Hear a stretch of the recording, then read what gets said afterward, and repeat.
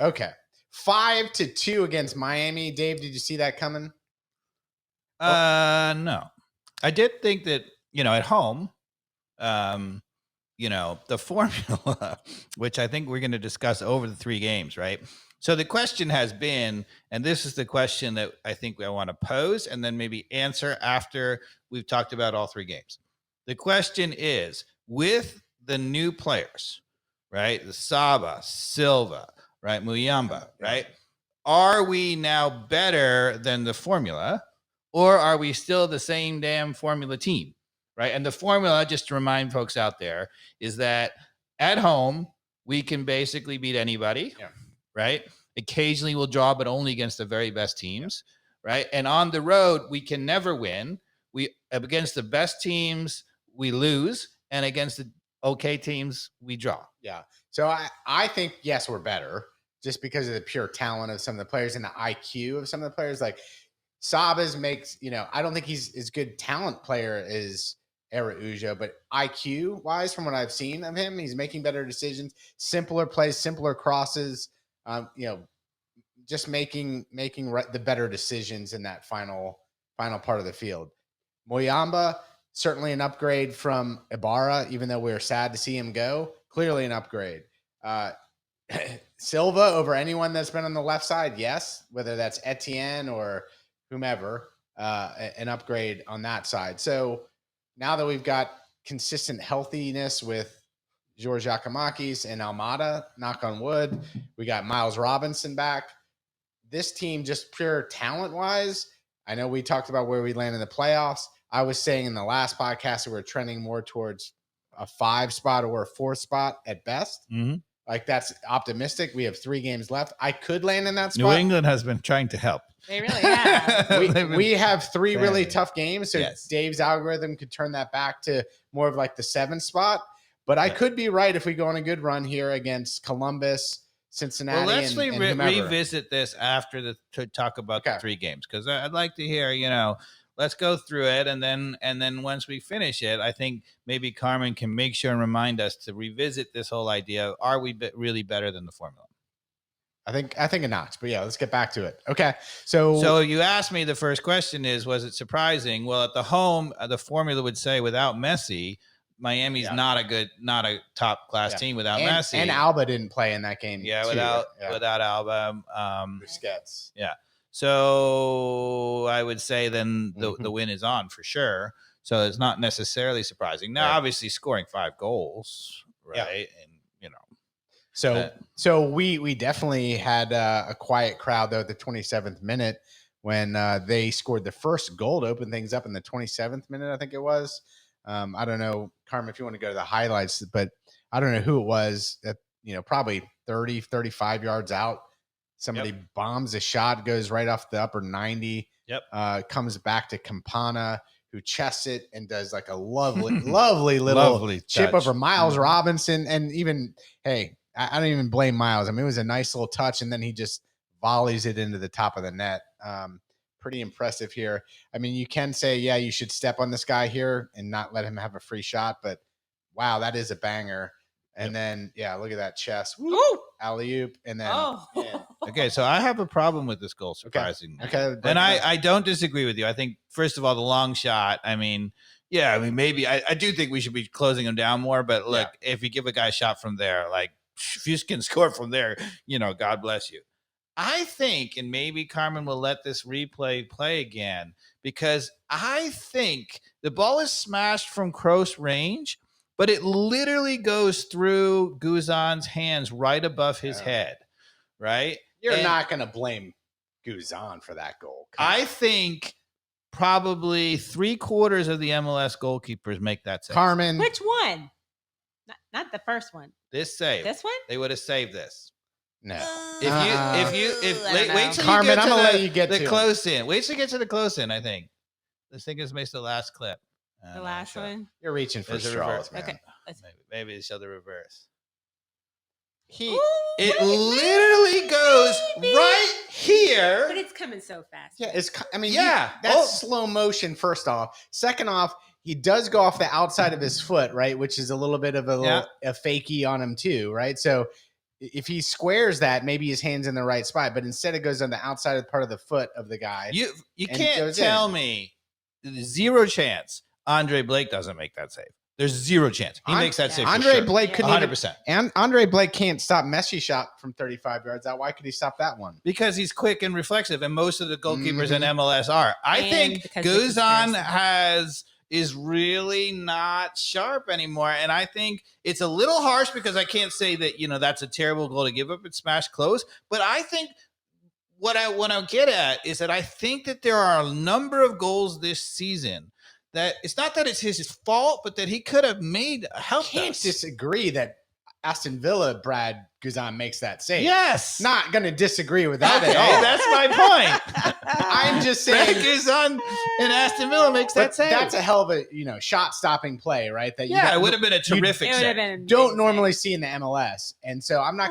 My point is, I'm not going to blame that on Brad Guzan. That All right. that would have been a hell of a save. If All right, so we only have slight difference Yeah, there. okay. I agree Okay. with you. All right. That's what I mean is that Brad Guzan, even Yeah. 5-7 years ago, makes that save.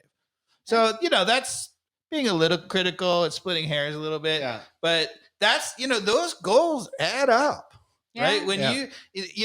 and it's not just, when the goalkeeper does that psychologically, when they come up with the big save like that, it really lifts the team. Oh, yeah. And we just haven't been getting it all year. Right. Yeah. There was a one game he had a bunch of amazing saves that were just really right close to him. And it was great positioning. Yeah. Right. But he hasn't really made we terrific saves. we all feel that we need like a DP level goalkeeper maybe is our next move. Yeah. All right. So the next goal was a cross by Lennon to Moyamba, who does a nice job of heading it towards the far post, but I think the keeper actually or somebody stops it from going in the goal. But they don't call it that way. The linesman raises his flag. It's crossed the line, and that left the referee in no choice but to leave the call as is because the camera couldn't do anything to change the call. Okay, so we should ask the question, Mikey Dobbs. Does MLS have goal line technology? The answer is no, Dave. And as we'll see on subsequent plays, we also don't have offside technology or computers for anything. It's really pretty inexcusable that MLS, who wants to have this standard of setting the bar for, we're a third-rate, third world soccer country. Third world soccer country. Like, come on. Yeah. So in this situation, they go back to the monitor, take a look, and see if there is Clear evidence, video evidence, but there's no goal line watch buzzing going off. It was a nice header by Muyamba, by the way. Yeah, It terrific was. header. And then a nice cross by Lennon. Really, really sweet. It was nice. All right. So the next goal is Silva bombing down the left side, I think, and cuts it back, and it's an own goal as he cuts it back, right? So I don't know that we need to look at that one. Not too exciting. But the next one is I will say that, this is indicative. Silva's just been absolutely looked terrific. He's direct. He goes at the guy, right? And he creates this own goal by going right at there and putting a terrific pullback, right? The defender didn't have that much options, right? It wasn't an awful goal. So yeah, they score a PK on. Then we get another goal. So we got 3 in a row. Lennon ends up getting way inside, and I think Wiley ends up bombing up the left. Yeah, let's show this one because I have a comment about this. Okay. And we're really seeing a lot of this with Wiley. Silva lays it off to him. He's highly confident here. He slows it down. He just is like, all right, I'm going to use my skill. It's a little shake and bake.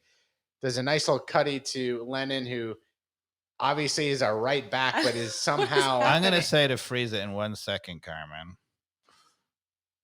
Freeze it. Okay.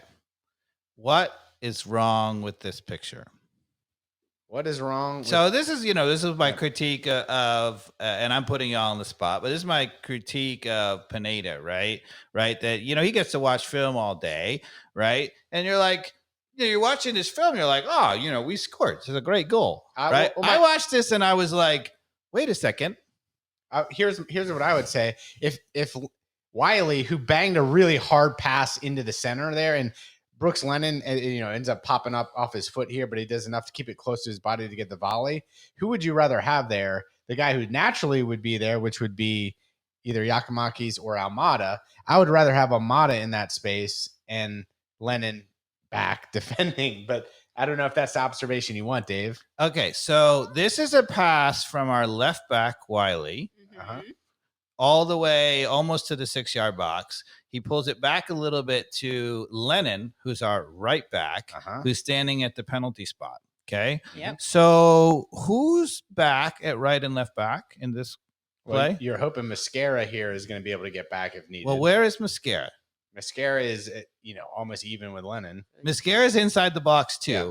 And the guy who's going to break up the counterattack, right? So if you have both of your airplanes zooming forward, right, that means you only have 2 center backs back, right? Which is okay sometimes, right? You gotta be aggressive, right? This leads to a goal, right? Right. So how could you critique it, right? But if you have all of that, so first of all, you might say one of the outside midfielders or our forwards, because we play 3 up front, might have hang back for one of the outside backs who overlapped. But that's not true. Mascara, we saw Silva delivered the ball to Wiley, right? Yeah. So he's way up, right? And we saw Mascara's in the box. So they're all in, right? Gigi's, of course, all in, and Almada's all in, but that's, of course, where they should be. Right. Yeah. Muyamba is sprinting into the box from the top of the 18. Yeah, everybody's hungry. Why? Yeah.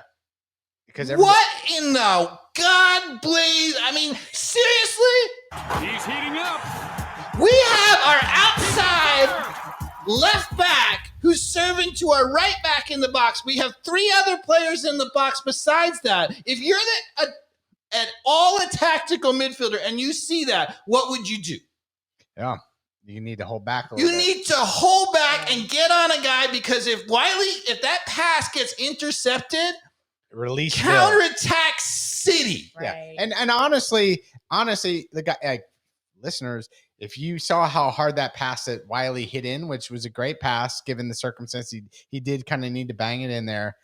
I mean, that normally probably 9 times out of 10 actually does come off of Lennon's foot there, and probably to the one of. And the I think Miami if you go guys. back, Carmen, they had the second one was the more out, pulled back clip where you could see it. Yeah. Yeah. I mean, so a lot of guys are getting in the box like they should, but look at Muyamba. He's running all the way past you guys. Now he's open too. Yeah. He's jogging in with a little less purpose though at that point.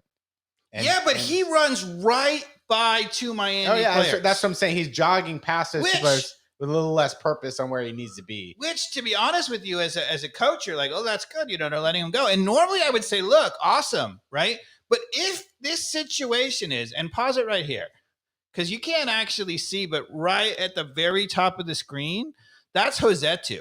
Yeah. Right? So even Josetu, he's not even really back. He's pretty far up. The entire middle of the field is wide open. If they intercept that ball, they've got a 5v2. Oof. Yeah, I agree. All right, so the next goal is a PK that is a little unfortunate. I don't know if you have any comments on that. It went off somebody's elbow. Do you have any comments on that one? I mean, I felt like it was probably a PK. Yeah.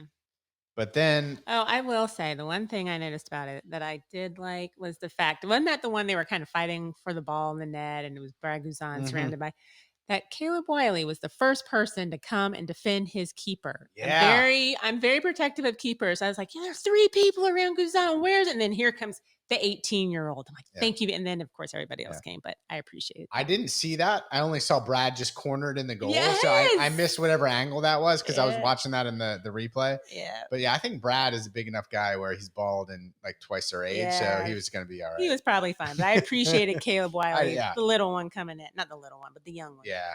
I mean, I actually thought Mikey Dobbs should be more upset about the penalty kick call because it was one of those ones. So he's got his left arm tucked in. It's blasted right at him. It hits his left arm, which I don't think they called, but it ricocheted off his left arm onto his right arm. And that he was like, it was trying to pull it away. Look, I am mad about it, but what are you supposed to do as a defender? Exactly. But they call that now. That is, that's how they call it. But why?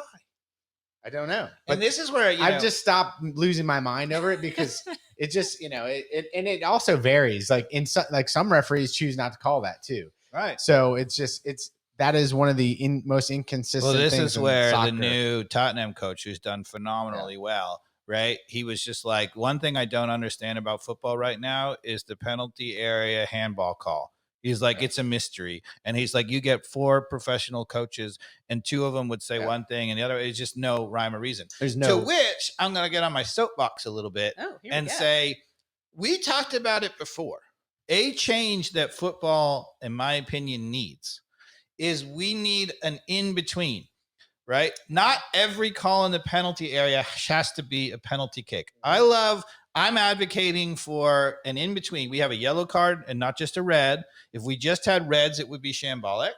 We need a yellow card, right? Because not every foul is nothing and not every foul is a send-off, right? And the same thing in the penalty area. Not every call is a penalty kick. So I would love to have a call where on certain decisions like a handball, I'm not talking about like a handball where somebody gets tripped while they're like going out of bounds in the box, like, and what should happen is the referee should have an opportunity to call that and say, all right, you've been denied something in the box, but it wasn't a clear goal scoring chance, right? And so what would give you is a free kick from, let's say, 8 yards outside the 18 or 5 yards, whatever the most common scoring place is statistically. And you can take it anywhere along the entire 18. So you can put it anywhere along that entire 18 and you just get a free kick from there. You get to pick. To where it's hard to get it up and over, but an advantage. No, where it's really perfect for getting it up and over. Right? Are you saying on the 18 No, line? not on the 18, about 8 yards behind that or 6 yards, wherever that perfect spot is. Which is, so you want it in the sweet spot. Yeah, where it's really easy to get it over the wall. But what we're going to do is we're going to say, look, first of all, right, it's a problem. Any foul in who would love that rule is Almada and Messi. Well, that's the